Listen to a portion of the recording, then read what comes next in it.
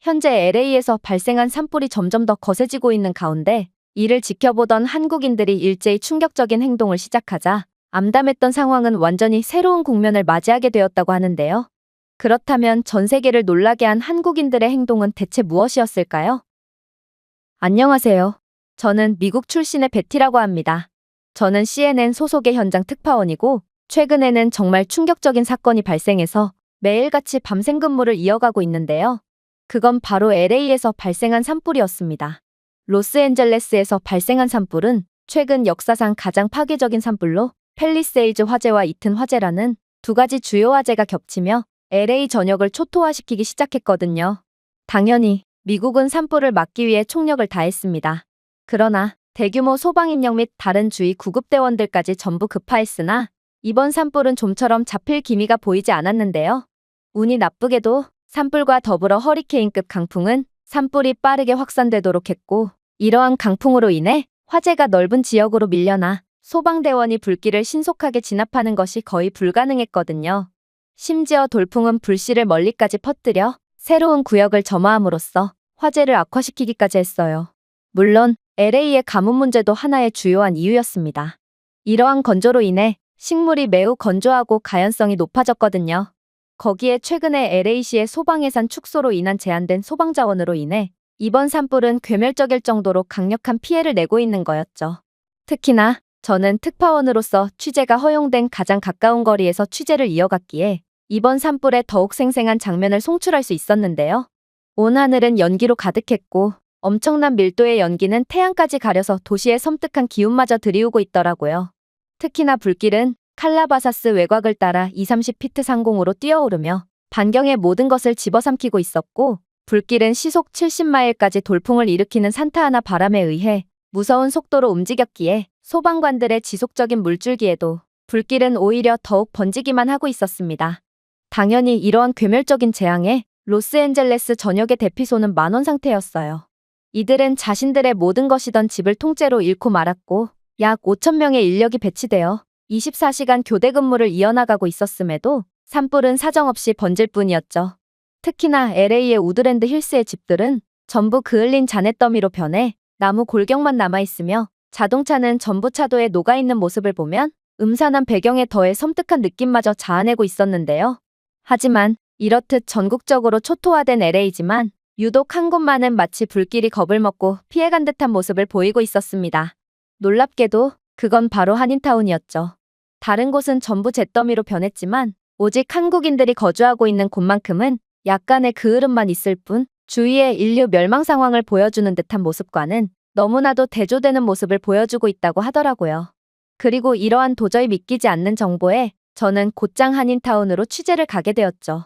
그렇게 도착한 한인타운은 정말 충격적인 모습을 보여주고 있더군요. 한인타운은 정보대로 너무나도 멀쩡했고 오직 이곳에서만큼은 LA 전역에 배치되어 열심히 소화 작업을 진행 중인 소방관들을 단 한 명도 볼 수가 없었거든요. 그리고 그동안 제가 특파를 다녔던 LA 전역의 지옥을 연상케 하는 화재 현장들과는 달리 오직 한인타운만큼은 화재 전과 별반 다르지 않은 모습을 자랑하고 있었습니다. 그리고 저는 곧이어 이러한 한인타운만의 비밀을 찾아내게 되었는데 한국인들은 LA의 건조한 기후와 산불이 자주 일어나는 특징을 오래전에 간파하고 이에 대한 맞춤형 설계를 통해 참사를 사전에 방지한 거였기 때문이었어요. 미국 어디를 가봐도 전부 목조형 주택으로 지어진 집들이 대부분이지만 오직 한인타운의 건물들만은 콘크리트와 벽돌, 처리된 목재와 같은 내화성 재료를 사용하여 지어져 있었거든요. 또한 지붕은 금속이나 점토 타일과 같은 불연성 재료로 만들어져 불씨가 구조물에 발화하는 것을 사전에 방지하고 있었죠. 가장 놀라웠던 건 한국인들은 이미 화재 위협이 발생했을 때 원격으로 활성화하여 물이나 화재 방지 솔루션을 건물 주변에 뿌릴 수 있는 스마트 스프링클러 시스템을 한인타운 곳곳에 설치한 상태였다는 것인데요. 이에 더해 한국인들이 설치한 밀폐형 환기 시스템은 불씨가 다락방이나 지하실로 들어오는 것을 방지하여 내부 화재의 위험을 줄이고 있었습니다. 이건 말도 안 되는 상황이었어요. 어떻게 오직 한국인들만은 마치 이러한 대규모 화재를 예상이라도 한 것처럼 사전에 완벽한 대비를 할 수가 있단 말인가요? 그러나 저는 LA의 기후를 고려한다면 이러한 대규모 산불은 충분히 예상 가능한 시나리오였고 한국인들은 그저 성실하고 묵묵하게 자신들의 할 일을 했을 뿐이며 오히려 미국인들이 바보같이 아니란 태도를 보였기에 이러한 대참사에 속수무책을 당할 수밖에 없었다는 사실을 인지하게 되었습니다.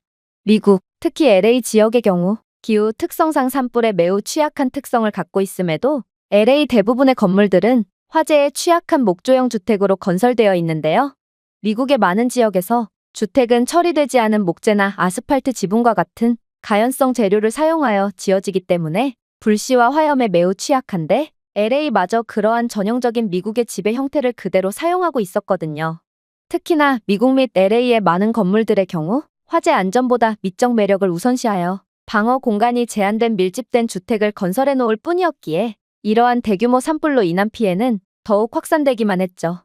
심지어 LA는 실제로 산불로 인해 여러 피해를 본 이력이 있음에도 도로는 아직도 터무니없이 좁거나 계획이 잘못되어 소방 차량의 접근을 방해하기까지 하고 있었는데요. 그러나 한국인들의 지역사회는 이러한 잘못 설계된 도시 구조를 간파하고 자발적으로 비상 접근을 위한 넓은 도로를 확보하고 산불 확산을 늦추기 위해 개방 공간을 사전에 확보해두는 등 정말 천재적인 성견지명을 보여주었습니다. 하지만 오직 한국인들만 이러한 대참사를 피해갈 수 있던 이유는 이뿐만이 아니었어요. 한국인들은 재난 대비에 대한 강한 전통을 가지고 있으며 한국의 학교나 공공기관 등에서는 정기적으로 재난 대비를 위한 훈련을 받고 있다고 했는데요. 그런데 그러한 한국의 교육관을 공유하는 한인타운의 한국인들도 정기적인 화재 훈련을 받고 있었고 이들은 실제로 소화기, 구급상자, 마스크, 그리고 소방도구를 갖춘 지역 보관소를 유지 관리하며 이러한 정기적인 훈련을 통해 어느 정도의 불길은 자신들 스스로가 잡으며 초동 조치를 완료하기까지 했다고 하더라고요. 그러면서 한국인들은 다육식물과 알로에 같은 내화식물을 심어 화재 확산에 대한 자연적인 장벽을 만들었고 정기적으로 모여 죽은 나뭇잎과 마른 풀, 잔해를 치우며 혹여라도 건조한 상황 때문에 발생할 수 있는 대참사를 예방했다고 했죠. 분명히 만약 미국인들이 한국인들의 반이라도 따라했다면 이번 화재가 이토록 괴멸적인 피해를 내지는 않았을 것입니다. 하지만 개인주의가 심한 미국인들은 한국인들처럼 재난 대비를 위한 공동의 노력 따위는 하지 않았고 결국 피해는 더욱 커지기만 했던 거였죠. LA의 많은 지역에서는 화재의 강한 조경이나 정기적인 유지보수를 우선시하지 않았고 죽은 초목과 마른 덤불, 무성하게 자란 나무가 집을 둘러싸고 있어 산불의 연료가 되는 경우가 많았는데요. 특히나 미국인들은 나 대신 누군가 해주겠지라는 안일한 생각으로 한국인들처럼 남을 위해 솔선수범의 노력은 할 생각조차 하지 않았기 때문에 결국 이번 산불에 직격탄을 맞아버린 거였죠.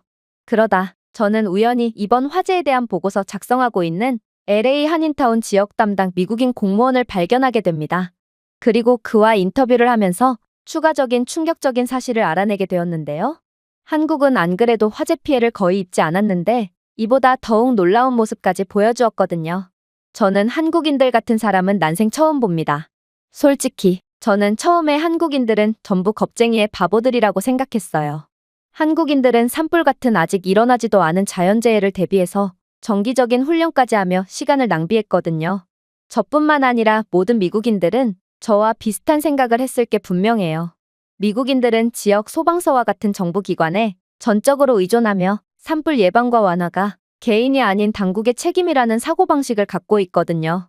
그리고 산불은 매우 드물게 일어나고 예측할 수도 없으니 예방 자체가 불가능하다고 생각하고 있죠.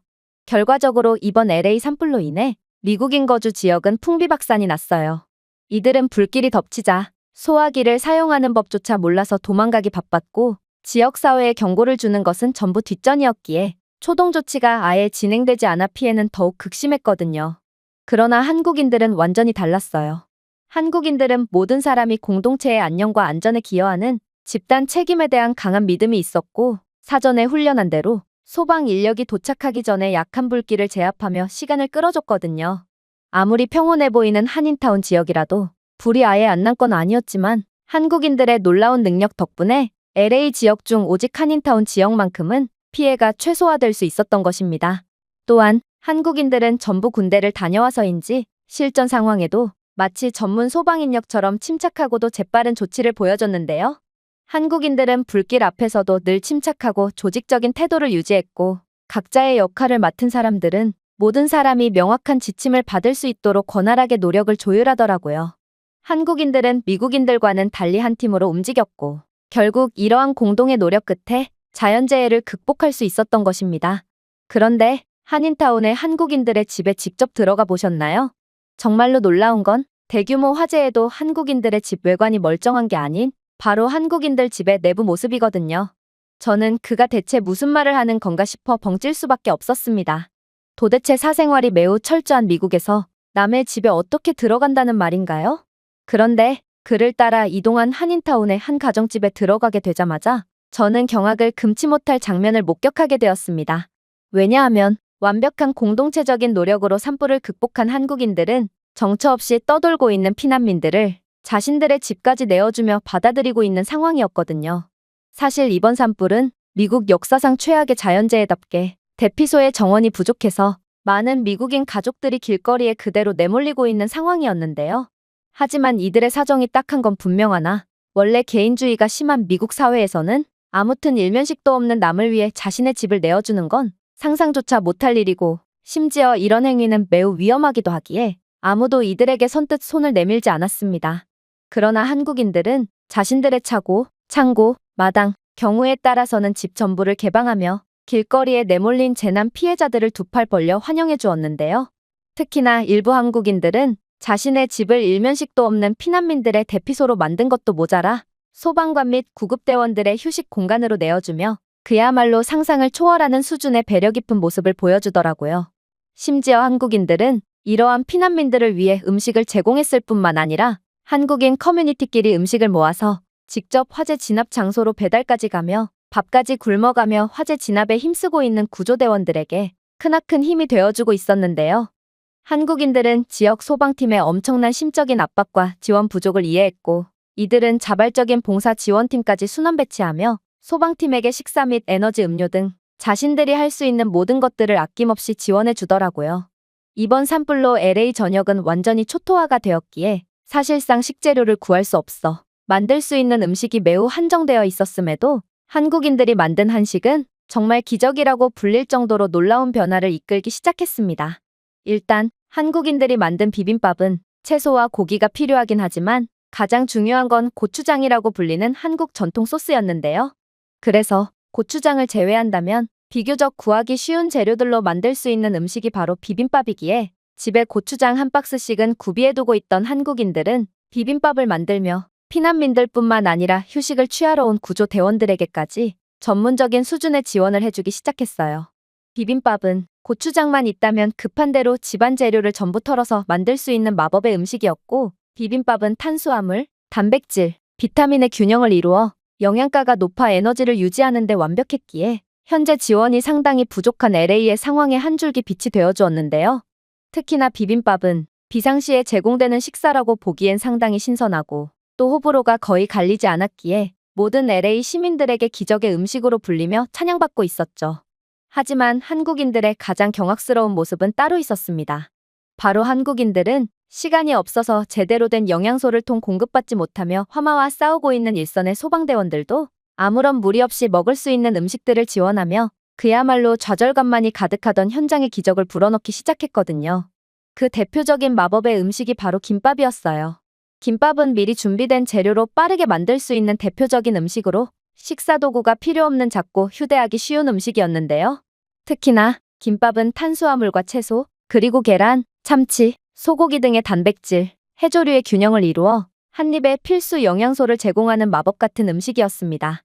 한국인들은 느려 터진 미국인들보다 2배 이상 빠른 손놀림으로 김밥을 대량으로 미리 준비했고 김밥은 채식주의자나 글루텐이 없는 선호도에 맞게도 쉽게 맞춤 설정할 수 있었기에 수많은 입맛 다양성을 가지고 있는 미국인들에게도 안성맞춤인 음식이었죠. 물론 주먹밥도 일품이었습니다. 주먹밥 역시도 매우 편리한 휴대가 가능하고 한 입에 먹을 수 있어서 현장에 있는 소방대원들이 지참하기에 딱 좋았는데요. 심지어 속재료에는 김밥을 만들다 남은 재료들을 넣어도 상관이 없었기에 김밥과 주먹밥은 하나의 세트 같은 느낌마저 자아냈죠.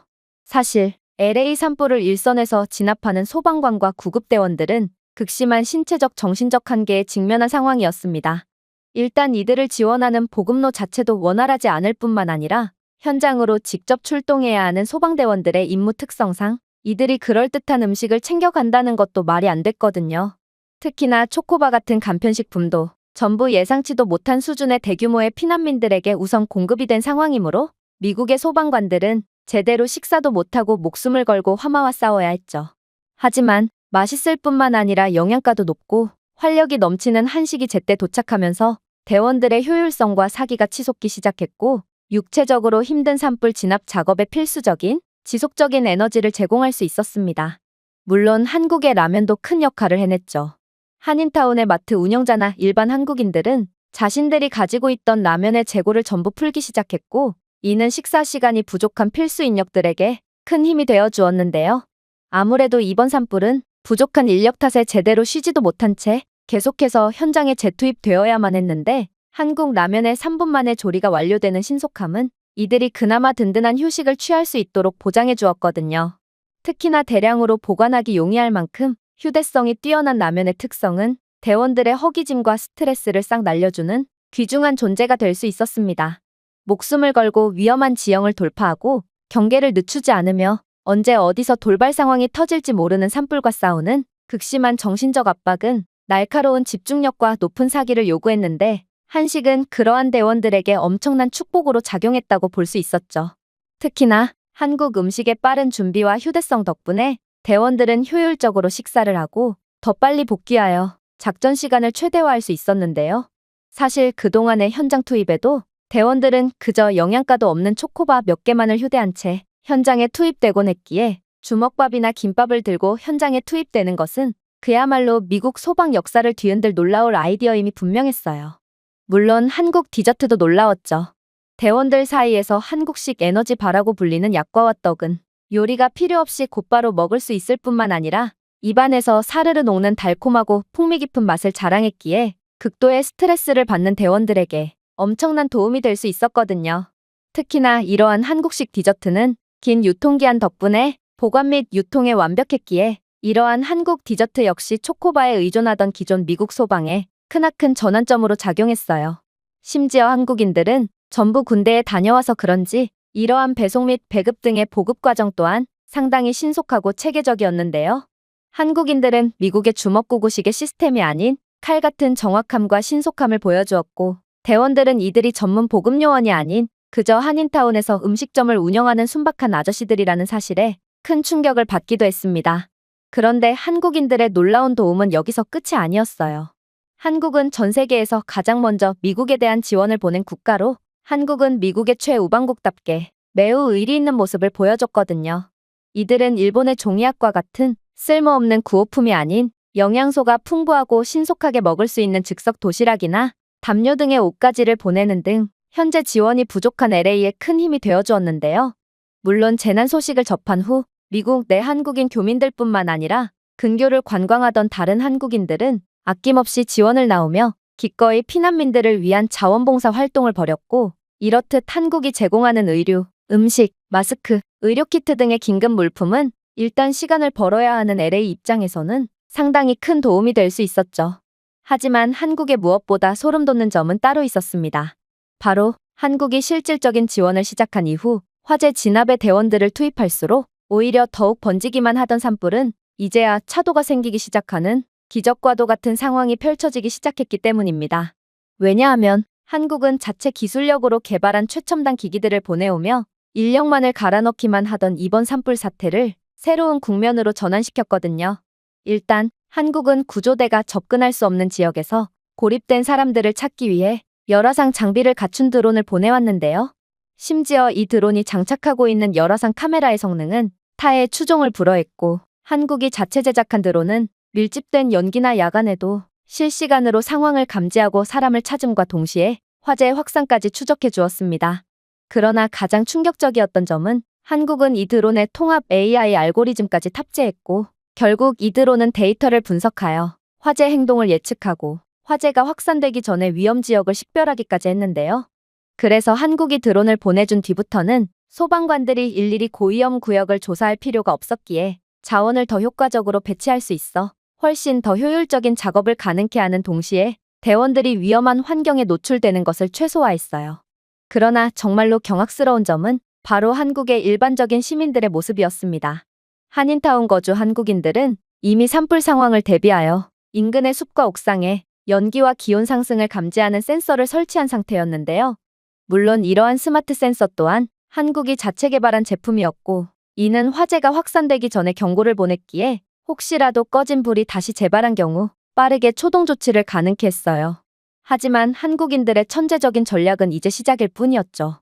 미국에서 유학 중이라는 한국인 학생은 이 짧은 틈에 실시간 커뮤니케이션 앱까지 개발해버렸고, 이는 피난민들의 구세주로 여겨졌거든요. 이 앱은 근처에서 화재가 감지되었을 때 온 동네가 즉시 알림을 받아 신속하게 조치를 취할 수 있게끔 했고, 디지털 매핑 시스템을 통해 주민들이 화재 발생 경로를 추적하고 자원을 효과적으로 조직하는 데 도움을 주기까지 했습니다. 특히나 한국인 학생이 만들었다는 이 앱은 실시간 대피 알림을 제공하고 대피 경로를 매핑하며 주민들을 인근 대피소와 연결하며 전문 인력이 없이도 사람들을 효율적으로 구하고 있었기에 저는 한국인들은 전부 다 천재가 아닐까 하는 생각을 안 할 수가 없었는데요. 한국인 한 명이 낸 아이디어와 기술력은 미국의 구조대원들 100명, 아니 1000명 이상의 역할을 해내고 있었고, 정말로 한국이 천재적인 모습을 보여준 이후로 절대로 잡힐 것 같지 않아 보였던 화마는 빠르게 사그라들고 있는 중이거든요. 특히나 CNN뿐만 아니라 다른 국제 외신들도 한국의 이러한 무지막지한 기술력에 주목했기에 한국은 그야말로 미국에 도움을 주면서도 자신들의 기술력의 위상을 마음껏 뽐내고 있는 셈이었습니다. 그러나 전 세계 모두를 경악의 도가니로 빠뜨린 한국의 가장 놀라운 부분은 따로 있습니다. 한국은 뛰는 놈 위에 나는 놈이 있다는 것을 여실히 보여주는 충격적인 전략을 들고 나왔거든요. 바로 한국의 스마트 디스펜싱 시스템이 장착된 항공기는 AI 기술력을 사용하여 화재 방지 난연제 낙하를 위한 최적의 경로, 고도 및 부피를 계산했고, 이러한 극한의 열에 노출되면 활성화되는 특수 제작된 난연제 젤은 곧바로 단열 장벽을 만들므로써 빠르게 화재를 진압하기 시작했거든요. 이건 그저 항공기로 물을 뿌리는 게 전부였던 기존의 방법을 완전히 뒤집는 충격적인 전략이었고, 한국이 특수 제작한 난연제 젤을 살포하면서부터는 정말로 끝을 모르고 불타올랐던 화마는 점차 죽어가기 시작했죠. 알고 보니 한국은 국토 75% 이상이 산지로 이루어진 산악 국가라서 이러한 극한의 효율성이 보장되는 대비 시스템을 잘 구축해 놓았다고 했는데요. 모든 산악지대를 일일이 사람이 확인하고 화재를 진압할 수는 없으니 한국은 이러한 무인 기술이 매우 잘 발전했다고 했어요. 그러나 아무리 산악국가라고 해도 이처럼 미국을 마치 원시국가로 만들어버리는 것 같은 압도적인 기술력을 보여줄 줄은 상상조차 하지 못했고, 이를 본 특파원인 저뿐만 아니라 전 세계 관계자들 모두는 그저 할 말을 잃은 채 입을 떡하니 벌리고만 있을 뿐이었죠. 그야말로 한국은 기술력과 천재적인 전략으로 미국의 기적을 선사했고, 또 한국이 보여준 인간적인 배려심과 따뜻한 모습은 미국뿐만 아니라 전 세계 모두를 감동시키고 있는 것입니다. 현재 LA 산불은 아직도 진압 중이지만 그래도 한국 덕분에 많은 차도를 보이고 있는 중인데요. LA 전 지역을 완전히 집어삼킬 것처럼 타오르던 화마가 드디어 그치기 시작했다니 저는 이 모든 것이 한국 덕분이라고 확신하기에 한국에 대한 무한한 존경과 감사를 느끼고 있습니다. 정말 미국은 최후방국 하나 잘 둔 걸로 이 정도로 엄청난 도움을 받게 되다니 어떻게 보면 한국과 친하게 지냈던 미국도 참 운이 좋은 나라 같습니다. 제가 준비해온 내용은 여기까지입니다. 끝까지 시청해주셔서 진심으로 감사드리며 여러분들의 구독과 좋아요, 알림 설정은 영상 제작에 큰 힘이 됩니다. 이상 세모튜브였습니다.